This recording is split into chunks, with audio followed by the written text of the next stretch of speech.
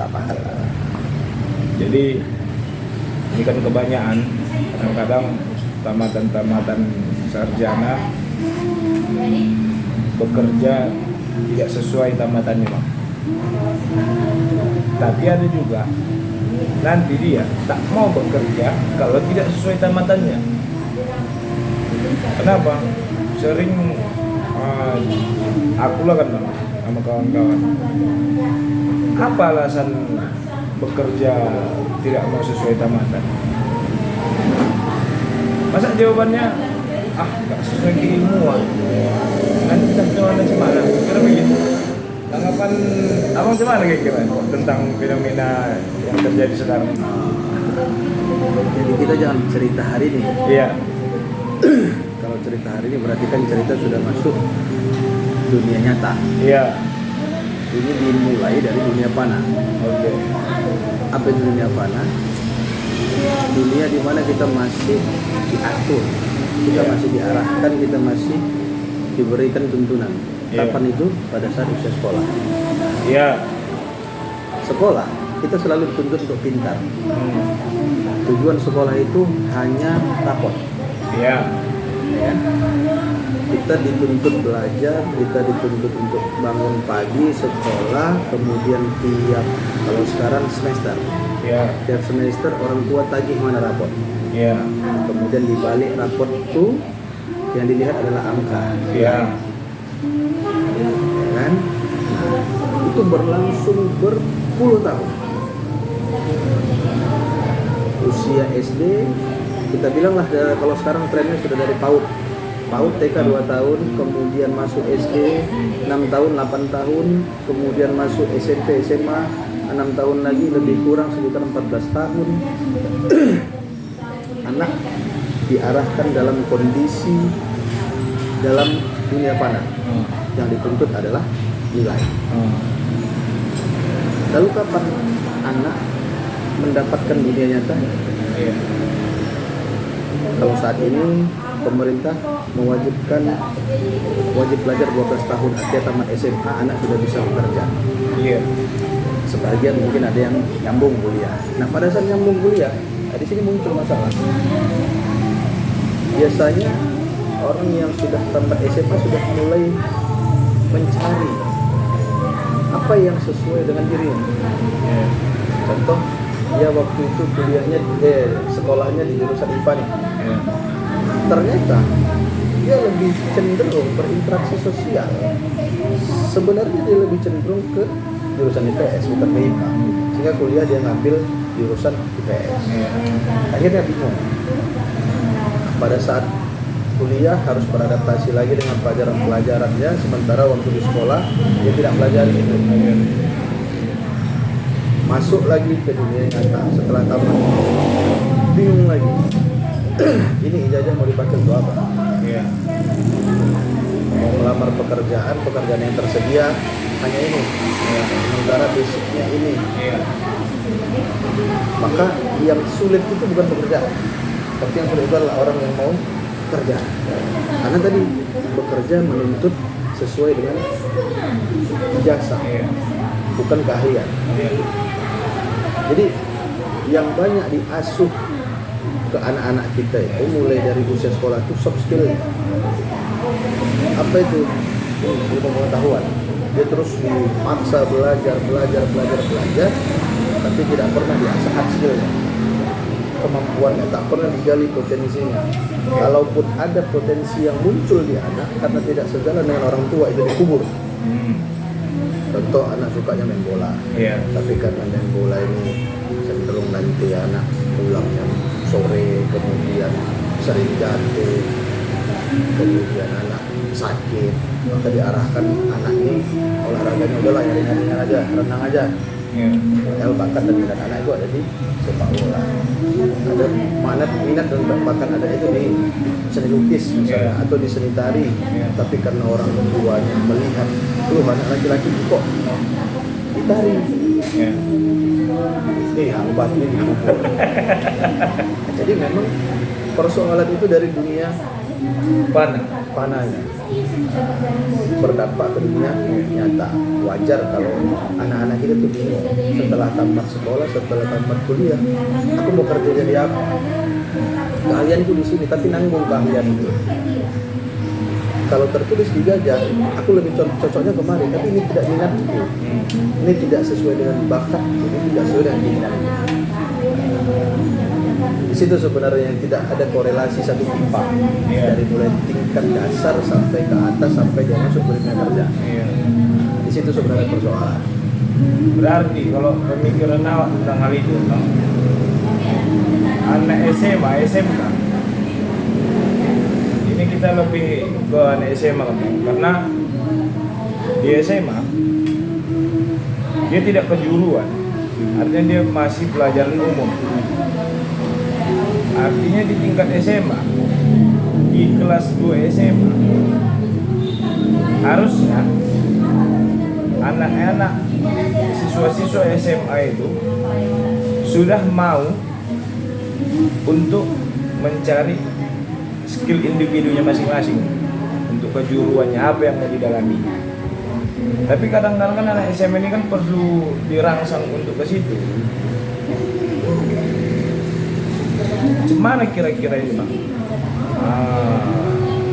Siswa SMA ini kita merangsangnya untuk menggali Potensi orang itu. Jadi kita tidak salahkan sistem pendidikan kita tidak salahkan itu. Iya. Yang kita persoalkan hari ini adalah ruang, Iya. ya kan? Sarana, kemudian kesempatan yang diberikan oleh sekolah untuk anak mengeksplor potensi minat bakat. Iya. Kebanyakan kita ini korban. Kita ini adalah korban pilihan. Iya. Korban pilihan oleh orang tua, ya kan? Sudah masuk di sekolah sana aja. Kenapa? Karena sekolah sana favorit. Iya. Udah masuk sekolah sana aja. Kenapa? Orang tua kita bekerja di situ supaya lebih mudah dikontrol, dipantau. Nah, ada juga yang memilih sekolah itu berdasarkan minat bakat aja, tapi itu dalam persentase yang kecil. Lalu bagaimana anak-anak yang sekolah itu dalam kondisi terpaksa dia harus di sekolah di situ karena memang permintaan orang tua. Iya. Dia bingung pada saat kelas 10 naik ke kelas 11 dia mulai menyadari bahwa minat bakat dia itu sebenarnya di SMK sebenarnya, Iya. bukan di SMA. Tapi apa boleh buat, dia tidak bisa melawan karena memang ini keinginan orang tua. Nah, jadi memang bagi anak dia harus mampu mencari celah di mana dia bisa menggali minat bakatnya itu. Contohnya, ternyata dia hobinya itu main game. Hobi anak itu main game. Ya, semua game-game itu dia kuasai, dia mampu. Harusnya kalau ini anak mau diarahkan, ini lebih cocoknya dia di SMK ini. Apakah itu media, informatika dan sebagainya, pokoknya yang kaitannya dengan aplikasi. Harusnya lebih condong ke sana diarahkan, sehingga dia tidak jadi user, tapi dia bisa membuat, dia bisa menciptakan, dia bisa memanipulasi. Nah, ini kan anak pasif, hanya mampu menggunakan, memainkan. Sama dengan kita hanya bisa menggunakan media sosial, tapi kita tidak bisa membuat media sosial, kemudian kita tidak bisa memanipulasi aplikasi menjadi media sosial. Jadi ini yang harus dikasih anak peluang. Kalau memang anak cenderung suka main game, berikan dia ruang, berikan dia kesempatan, tempatkan dia di komunitas. Sekarang mungkin sudah ada komunitas e-sport, ya kan? Nah, game-game online ini sudah jadi satu cabang olahraga, walaupun dia cabang olahraga elektronik. Dia dikasih ke sana supaya dia ketemu dengan orang yang satu style dengan dia bisa menggali. Oh, tidak hanya sekedar main, tapi bisa menghasilkan sesuatu dari game itu. Apalagi sekarang yang lagi cenderung diminati anak-anak. Ini Tanjung Balai contoh ya. Tanjung Balai baru hits soal kasus Lodes. Anak-anak kalau boleh dibilang masih usia sekolah dan mungkin baru tamat sekolah. Sudah pandai nih memanipulasi pesan-pesan untuk menarik orang bersedia mengeluarkan uang karena tawaran-tawaran yang diberikan oleh anak-anak ini. Sebenarnya ini satu bonus demografi Tanjung Balai. Ternyata anak-anak muda Tanjung Balai ini ilmu marketingnya bagus. Iya. Kemampuannya untuk berjualan bagus. Ini sebenarnya pun hanya tinggal memberikan ruang kepada mereka. Nah, ini kan hulunya. Hilernya apa? Itu yang perlu dikaji. Kenapa anak-anak ini mau melakukan pekerjaan-pekerjaan itu di samping mereka tidak tahu resiko. Mereka juga tergiur. Tergiur dengan apa? Tergiur dengan gaya hidup. Nah, gaya hidup yang lagi tren itu adalah gaya hidup yang hedon. Ya kan? Handphone mahal, kemudian tongkrongannya sepeda motornya mungkin ya kalau sekarang Tanjung Balai dicek lah. Jadi ini yang memotivasi. Sementara kemampuan orang tua terbatas, maka anak-anak menempuh cara-cara yang mereka sebenarnya tahu tapi tidak begitu memahami bahwa itu ada dampak hukumnya. Mereka tahu itu salah, tapi tidak mengetahui kalau itu ada dampak hukumnya. Sebenarnya ruangan yang perlu kita berikan kepada mereka. Kita jangan malu, kita jangan tabu, gelar saja turnamen. Kita buat turnamen game online, apakah itu poker, apakah itu Mobile Legends, domino, sketcher dan lain-lainnya. Gelar. Memperebutkan hadiah berapa, siapa yang bersedia jadi sponsornya. Nah, mereka lebih termotivasi, mereka lebih mendapatkan ruang, mereka lebih mendapatkan tempat untuk bisa mengeluarkan kemampuan dan potensi. Ini yang kalau kita bendung berbahaya, bisa lari kemana-mana. Ini dulu bang, zaman aku SMA,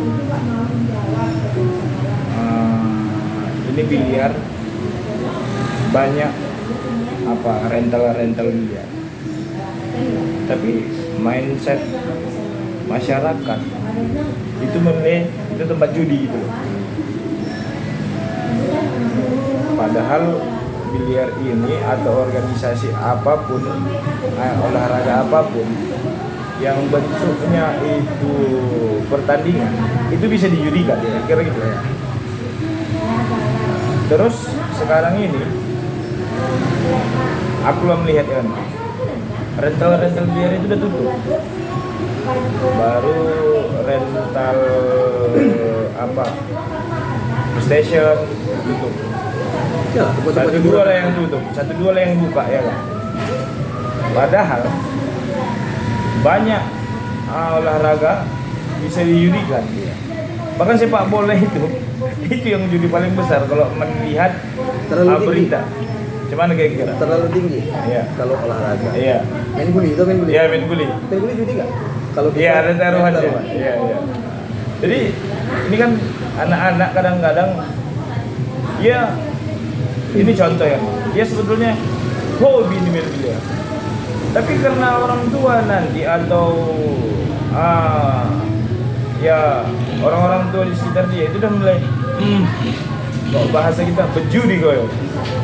Malah itu kan olahraga gitu. Jadi makanya nanti kan contoh lah, aku kan mau buka rental biliar itu takut. Kenapa? Ya takut nanti ya kayak mana masalah hukumnya gini kan. Malah itu kan aslinya olahraga gitu. Sama bridge, catur. Jadi kan pemuda sekarang ini kan sama kayak tadi kan, menggali pemahaman itu yang kita masih bingung. Makanya kita yang selaku bergerak di dunia organisasi kepemudaan ataupun kita yang bergerak di pendidikan, ini kan PR besar ini. Hal kecil apa yang harus dilakukan? Kita jangan membahas hal besar nih. Ini bicara hal besar, ini bicara angka juga, ini bicara uang. Hal kecil apa yang kita mampu usahakan untuk membuat mindset itu berubah? Ya. Jadi begini, ini soal pikiran. Ya. Soal pikiran masyarakat yang sudah terkurung bahwa kegiatan-kegiatan contoh tadi main biliar, PlayStation, ya kan, dingdong, ya kan, ini judi. Iya. Padahal kalau dalam konsep judinya ini perbuatannya, bukan besar kecil taruhan. Ya, konsep judi itu bukan besar kecil taruhan. Itu konsep perbuatannya. Tadi saya contohkan main guli. Anak tidak akan ada nikmatnya permainan kalau tidak dipertandingkan. Dan setiap pertandingan pasti ada mempertaruhkan sesuatu. Baik itu main guli, main kuaci, main gawe, main gawe. Nah, semua permainan itu nikmat dan dinikmati ketika itu dipertandingkan. Dan dalam pertandingan itu ada memperebutkan sesuatu. Ini judi dalam skala kecil. Jadi jangan cerita nilainya, cerita perbuatannya. Jadi ini yang tidak dipahami oleh orang-orang tua kita di zaman dulu, bahwa perbuatan yang kita lakukan selama ini bermain di masa kecil itu bagian dari judi, ya. Tapi dalam skala kecil benar. Dampaknya apa? Ketika muncul biliar, ketika muncul PlayStation dan lain-lain, ini dilarang, tidak diperbolehkan. Dianggap ini menghabiskan uang, dianggap ini melalaikan waktu dan lain sebagainya, sehingga anak tidak belajar, tidak ini, tidak itu. Padahal tadi sudah diulas di awal, minat bakat anak itu memang di olahraga itu. Kalau memang dia diberikan peluang, dia diberikan kesempatan, dia diberikan waktu, siapa yang menjamin dia tidak bisa jadi profesional? Tidak bisa menjadi. Semua orang berangkat dari tidak tahu menjadi tahu. Dia mau. Jadi inilah memang sulitnya membuka pemikiran-pemikiran orang tua. Sama kayak tadi game online. Kalau game online ini diberikan saja ruangnya kepada anak muda ini, kita buat dalam sebuah kompetisi pertandingan. Game online ini dipertandingkan antara sekolah. Tapi kan kekehnya abu. Berarti sekolah atau pemerintah atau masyarakat seolah-olah melegalkan perjudian. Jadi sebenarnya sesuatu yang kampanyekan itu dilarang, itu haram, justru itu banyak bicara orang. Biarkan saja. Minum, dibilang nggak masalah. Minum, iya kan? Minuman beralkohol itu, kalau itu dibebaskan, orang mungkin tidak penasaran. Cuman ceritanya itu Orang mungkin tidak penasaran. Artinya kalau bebas diperjualbelikan di tempat-tempat warung-warung kecil, itu tidak akan menjadi sesuatu yang wah.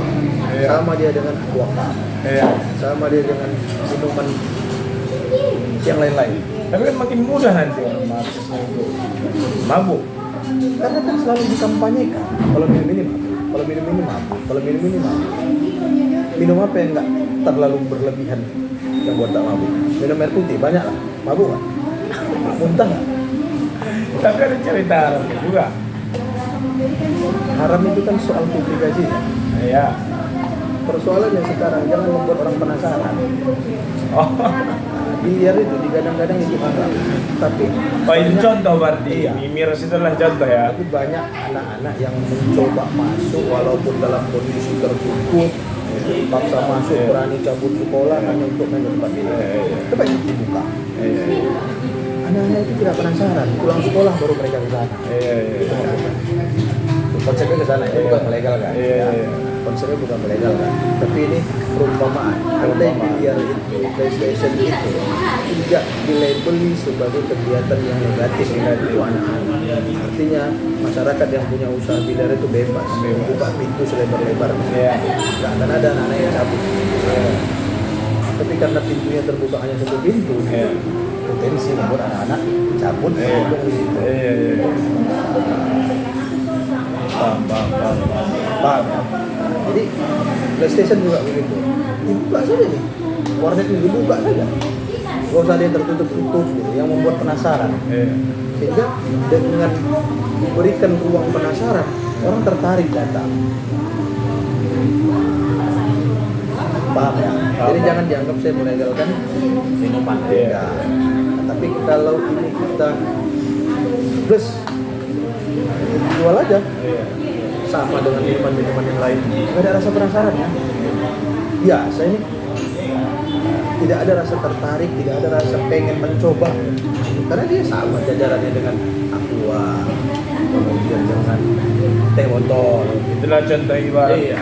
untuk pemilihan tadi atau olahraga sejenisnya yang dikatakan dulu itu ya tempat pergian. Jadi kalau spesifikasi judi itu dinilai salah perbuatan, ya, dalam konsep kecil, dalam skala kecil, judi ada yang sesuatu yang dipertaruhkan. Jadi sudah ini main judi, main wajib, main gaweng, anak-anak itu rata-rata ada taruhannya dalam bermain itu. Mana tahu kan Bang, ada rezeki. Kemarin rental beli Apa? kita kan. Karena kan Gilir itu kan di bawah naungan ada pengurus cabangnya, Ya, ada cabang sampai olahraga. bahkan dalam Olimpiade pun itu dipertandingkan. Olimpiade, Asian Games, SEA Games, PON itu ada sebuah pertandingan. Tapi memang dewasa ini kita melihat masyarakat sudah tidak begitu apa ya, tidak terlalu begitu respon lagi sih soal-soal yang seperti ini, karena kaitannya dengan handphone hari ini. Ya. Kalau cerita judi itu melalaikan, Iya. merusak, menghabisi harta, Iya. nah di handphone ini ada sebenarnya sekarang. Semuanya Semua ada. Di handphone ini ada semua. dalam Mau main apapun kita bisa. virtualnya ada semua di handphone itu. Mau sepak bola, Iya. mau tenis meja, mau biliar, tenis, tes lapangan. Jadi kalau yang fisik itu bisa dibendung, yang ini nggak bisa dibendung. Ya.